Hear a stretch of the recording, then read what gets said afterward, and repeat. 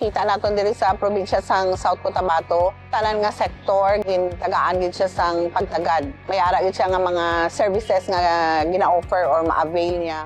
Siya si Ma'am Melchi. Isa sa mga benepisyaryo ng Tilapia Stocking Program ng pamahalaang panlalawigan ng South Cotabato.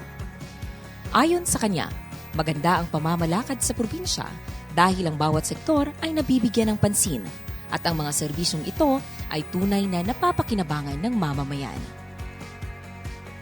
So, mayong aga sa tanan, ako si Melchi Uyasan, taga Pulonoling, presidente sa Apit Bisig, Farmers and Fisher Folk Association.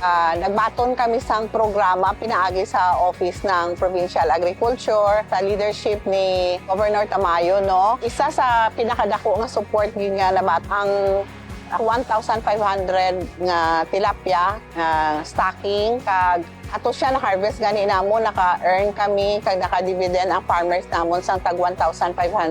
Nakita naton diri sa probinsya sang South Cotabato, tanan nga sektor tagaan gid siya sang pagtagad. May ara gid siya nga mga services nga gina-offer or ma-avail niya.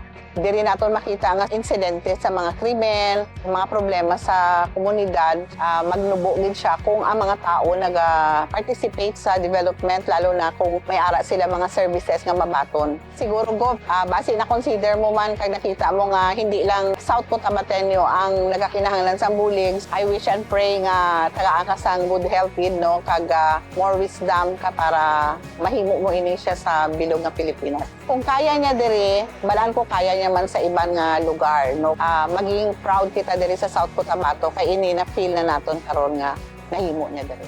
Sa South Cotabato, walang sektor ang naiiwan.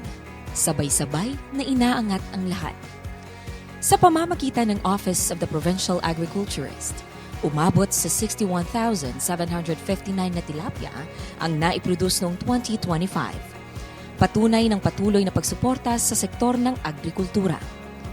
Ganito sa South Cotabato, agrikulturang pinauunlad para sa food security ng bawat South Cotabateño.